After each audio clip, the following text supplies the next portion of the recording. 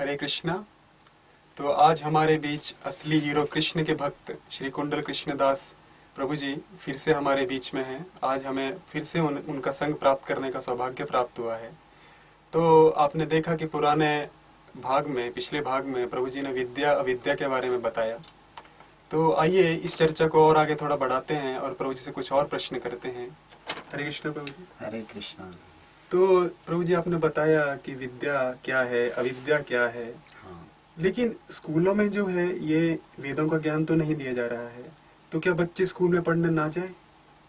आपका इस पे क्या विचार है? हाँ, बहुत सुंदर प्रश्न है। हम स्कूल की पढ़ाई का विरोध नहीं करते। आधुनिक युग में बहुत जरूरी है ये स्कूल, कॉलेज और इनकी विद्या, ये निश्चित आवश्यक है। जी। लेकिन उसी विद्या को हम सधवा बना सकते। जैसे हमने पिछले शब्द में कृष्ण भक्ति की शून्य विधवा कहा। जी जी। जैसे उस विद्या को प्राप्त करके पढ़ना लिखना सीख के जी। हम गीता, रामायण, भागवत, हमारे वेद पढ़े, न कि उपन्यास और पेपर और ये फालतू सभी किताबें जो निरर्थक है। अच्छा, उस विद्या प्राप्त करके हम कुछ लक्ष्मी धन कमाते हैं, तो उसका विषय भोग और पाप न करके जी। भगवान की सेवा में, समाज की सेवा में उस धन को लगाए, तो वो विद्या सार्थक हुई ना। जी। जो स्कूल कॉलेजों में हम पढ़ते हैं, उस पढ़ाई को लेकर हमें उसका सदुपयोग करना चाहिए, जी। ना कि दुरुपयोग। और उससे प्राप्त जो धन होता है उससे भी हमें सदुपयोग कर सकते हैं धर्म में लगाकर। तो जो विद्या से हमारी कृष्ण भक्ति न बढ़े तो वो विद्या बेकार है। श्रीमद् भगवद गीता के 15वें अध्याय के 15वें श्लोक में श्री कृष्णचंद्र कहते हैं कि सर्वस्य चाहम हृदि सन्निविष्टो मत स्मृति ज्ञानम पोहनम च वेदे च सर्वमहमेव वेद्य वेदांत कृत वेद विदेह चाहम।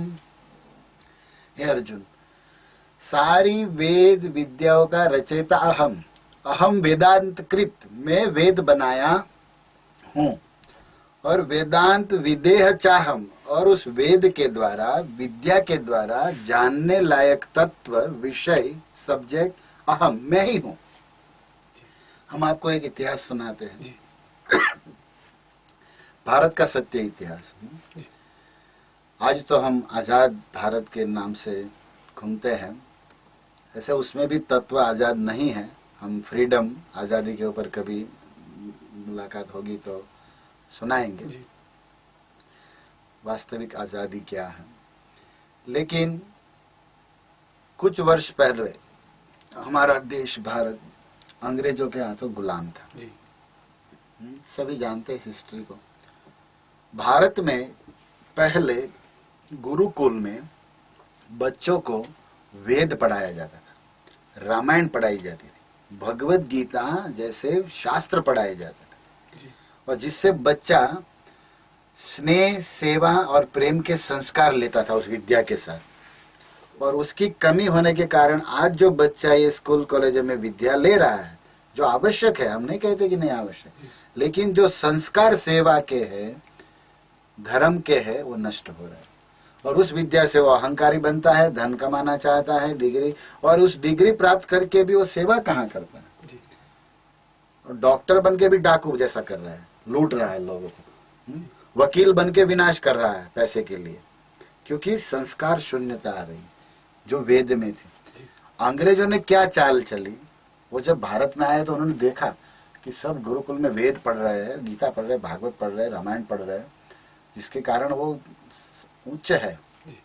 अब भारत को गुलाम बनाना है, उसको अपने अपने अधीन करना है। तो सबसे पहले जिस देश को, जिस व्यक्ति को तोड़ना हो, गिराना हो, उसका धर्म तोड़ दो। धर्म से गिरा दो, अपने आप गिर जाएगा। सूत्र है महाभारत का, धर्मो रक्षति रक्षित। जो अपने जीवन में धर्म की रक्षा करता है, धर्म उन्हीं की रक्षा करता है।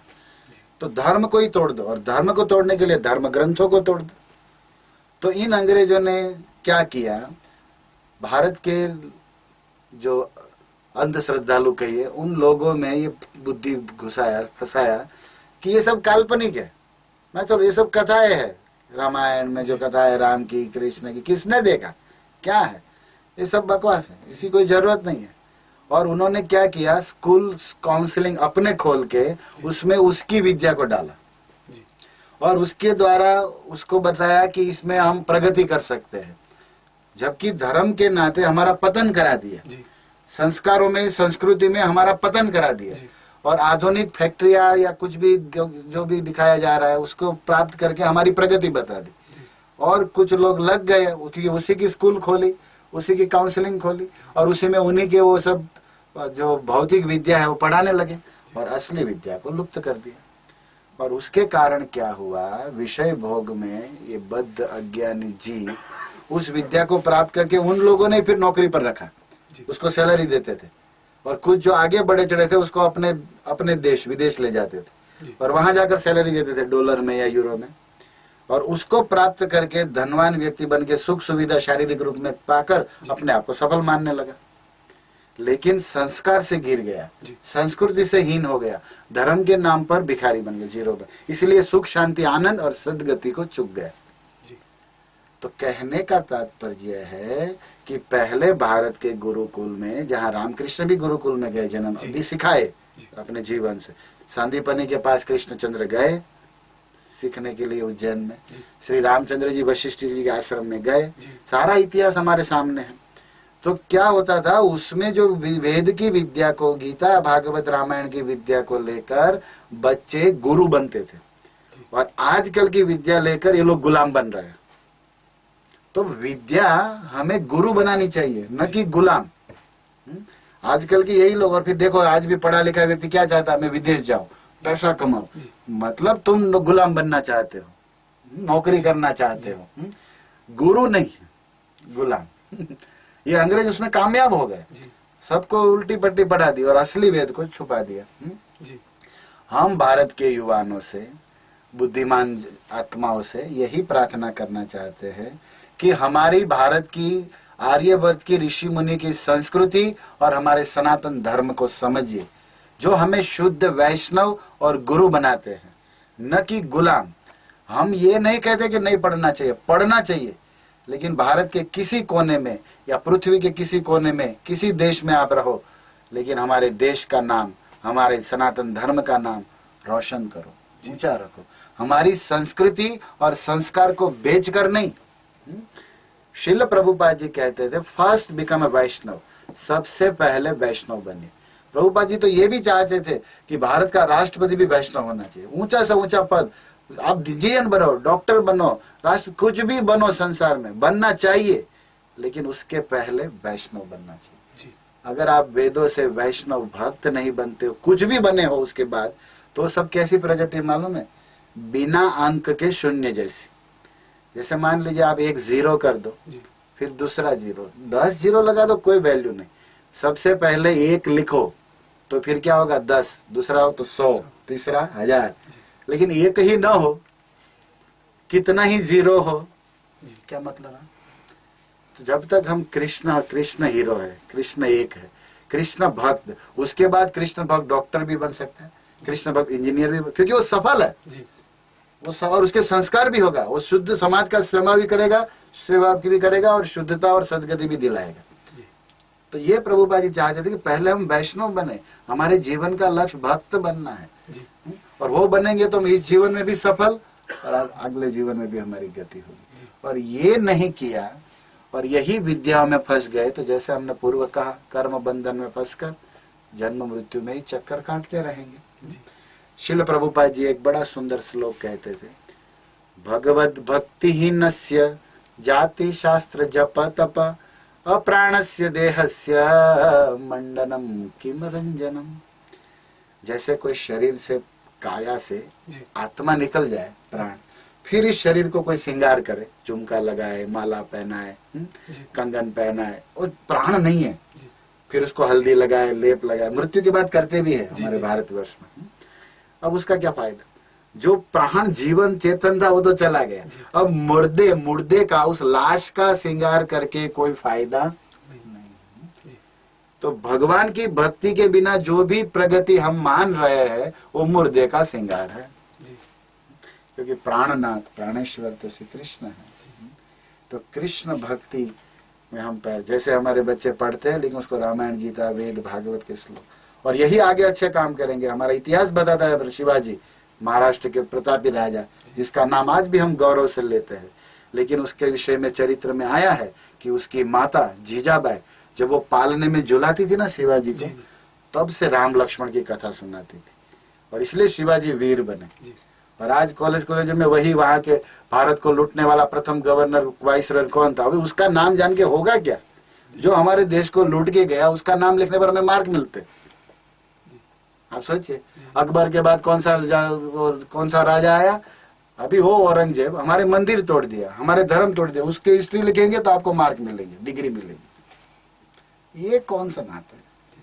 वीर पुरुषों के, शुद्ध साधुओं के, भगवान के चरित्र पढ़ाए जाएंगे, तब चेतना बालकों की ऊंच बनेगी, तब वो बालक आगे जाकर भारत का ही नहीं विश्व का गुरु बनेगा। और नहीं तो गुलाम तो बन ही रहा है।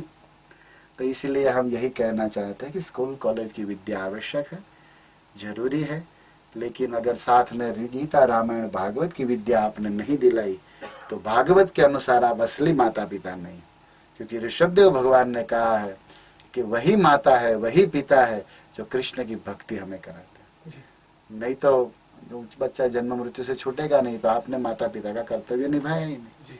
इसलिए अपने बच्चों को स्कूल करो जरूर भेजिए, वो विद्या आवश्यक है, लेकिन साथ साथ में कृष्ण भक्ति जहाँ पर प्राप्त होता है, इस्कॉन के सेंटर है सब जगह, उसके द्वारा भक्तों के द्वारा कई प्रोग्राम है, सत्संग आदि, उसमें जाइए, अपने बच्चों को भेजिए, जहाँ असली गीता भागवत की विद्या मिलती है। प्रभुपाद जी कहते थे हमारे इस्कॉन के मंदिर केवल शंख या तो टंकोरी घंटा बजाने वाले मंदिर नहीं है, वो आध्यात्मिक स्कूल है, वो एक इंस्टीट्यूट है जिसमें गीता भागवत की विद्या पढ़ाई जाती है। असली हॉस्पिटल है जिसमें बुद्धि का ट्रीटमेंट ऑपरेशन होता है, सत्वगुणी बुद्धि दिलाई जाती है। तो इन इस्कॉन के सेंटरों में जाइए, उन भक्तों से मिलकर असली विद्या श्रीमद् भगवत गीता भागवत की लेकर आप अपने जीवन का जो लक्ष्य है, कृष्ण प्रेम या जन्म मृत्यु से मुक्ति, उसको सरलता से प्राप्त कर सकते हैं। तो ये तो हुई प्रभु जी बच्चों के बारे में बात। तो आजकल की जो हमारे देश की आधुनिक युवा पीढ़ी है, हाँ। उसके लिए आप कुछ सार में कुछ बोलना चाहेंगे? हाँ जरूर। युवानों के लिए हमारा यही संदेश है कि आप ये जो युवानी है मानव जीवन में, ये उसकी बड़ी इज्जत भी है और प्रशंसा भी है, लेकिन उसको विषय भोगों में और व्यसनों में बर्बाद मत करिए इस युवानी को। और आपने जो इस युवा बनकर ये जो भौतिक विद्या जो धारण की है, इंजीनियरिंग, डॉक्टरिंग, साइंस, कोई भी क्षेत्र में जो भी, वो सराहनीय है, लेकिन अब उसका सदुपयोग करिए कृष्ण भक्ति करके और कृष्ण भक्ति के प्रचार में लगा के। विषय भोग करके और केवल पैसे के दास बन के, संस्कार और संस्कृति और धर्म को बेचकर हमें कुछ नहीं मिलेगा। भारत के, विश्व के किसी भी कोने में रहिए, अपने माता पिता का गौरव बढ़ाइए, अपने गुरु का, अपने धर्म का, अपने देश का झंडा नाम ऊंचा रहे, ऐसे कर्म करिए। श्री कृष्ण चैतन्य महाप्रभु ने सार बताया है, भारत भूमि ते मनुष्य जन्म है लजा। हमारा जन्म भारत जैसी भूमि में हुआ है जिसकी कामना देवता भी करते हैं, और उसमें भी मनुष्य जन्म मिला है। तो जन्म सार्थक कर, हमारा जन्म हमें सफल करना है कृष्ण भक्ति करके। और सफलता की सिद्धि क्या है? तो महाप्रभु कहते हैं पर उपकार, दूसरों को भी कृष्ण भक्ति, गीता, भागवत, रामायण की सही विद्या देकर उसको सुखी कर दीजिए। ये सबसे बड़ी सेवा है। जीवे दया कृष्ण नाम सर्व धर्म सार। ये जो आत्मा कर्म के कारण हम शरीर में भटक रहे हैं, उसको हरे कृष्ण महामंत्र देकर, भगवत गीता का ज्ञान देकर आप उसे सही सेवा, सही उसका उद्धार कर सकते हो। चैतन्य महाप्रभु ने दूसरी भी आज्ञा दी है, गुरु बनो। हमार आज्ञाएं गुरु है, तार यही देश। तो मैंने जैसे कभी कहा कि गुलाम नहीं बनना है, हमें गुरु बनना है।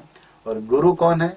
जो कृष्ण भक्ति तत्ववेता है, सही तत्ववेता कृष्ण तत्व, सही गुरु है।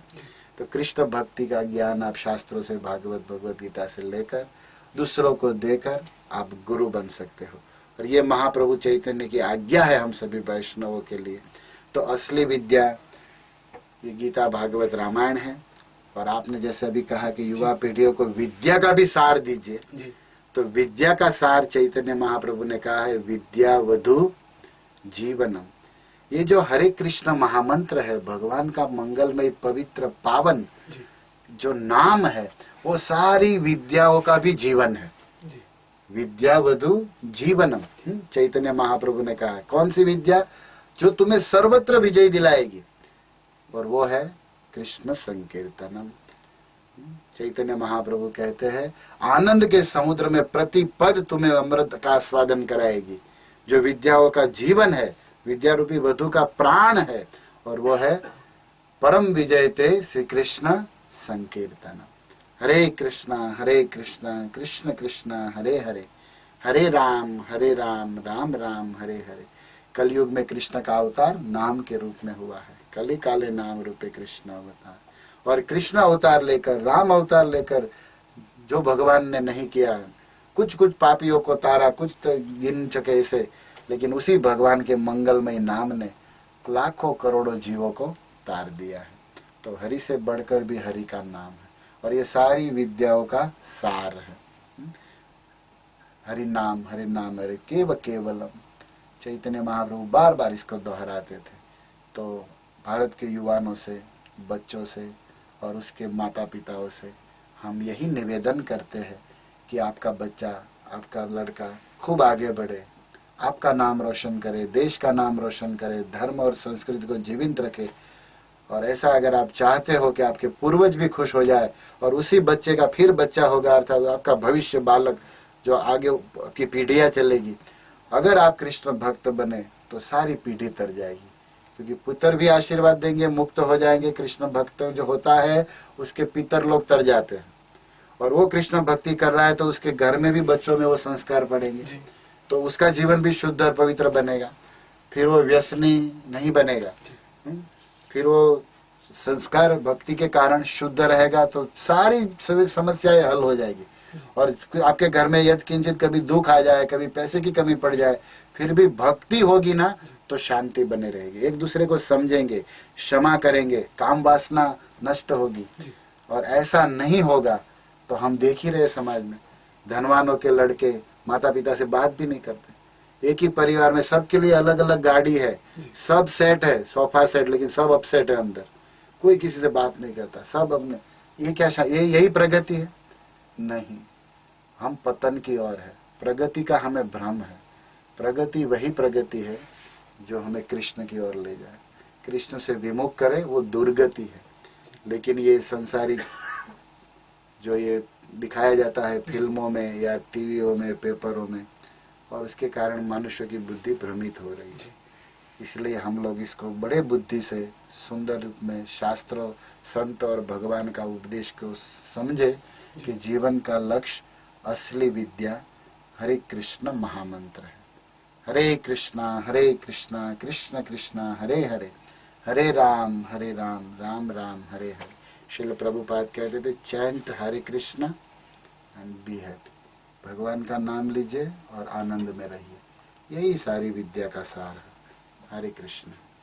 तो ये थे श्री कुंडल कृष्ण प्रभु जी, जिन्होंने हमें विद्या, अविद्या और उसका सार तत्व समझाया।